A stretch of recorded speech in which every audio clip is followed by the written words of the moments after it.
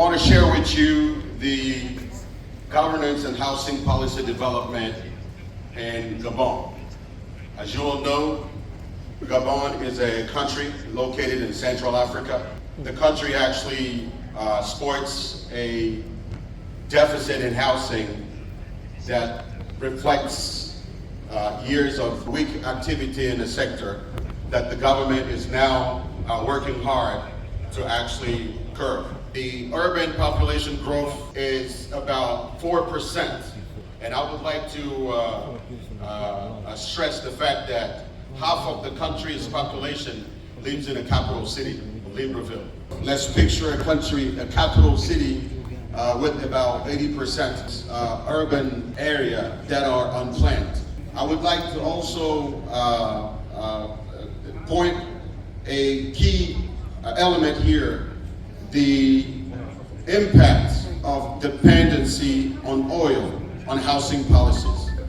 For several years, the government has relied on oil revenues to finance housing programs. And we have this historic reliance on oil revenues that has limited diversification on funding sources. We have, the fluctuation in oil prices that affect government budgets and housing projects. And now there is this need for economic diversification to stabilize housing finance.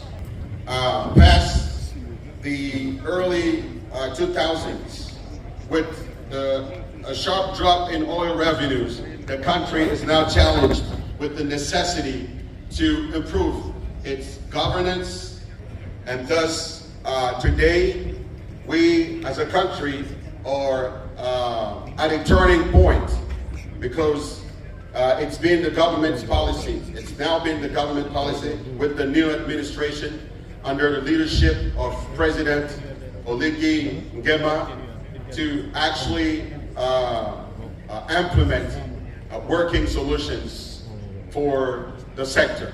Implementing good governance that rely on pillars such as transparent and effective governance framework and essential for housing policy success.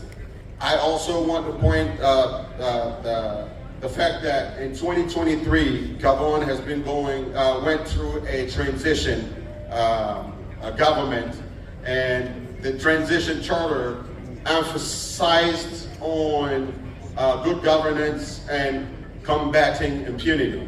Actually, get to mobilize more resources. We need to diversify our partners.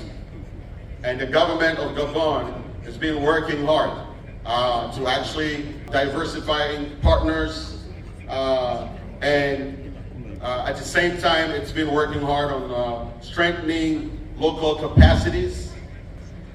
There's also been this major effort in the digitalization and transparency. So these are key elements that define the challenges that we are faced with.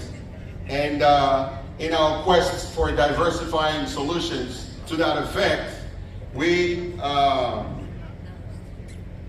identified innovative financing solutions, implement public-private partnerships that are being established, just like you can see on a picture.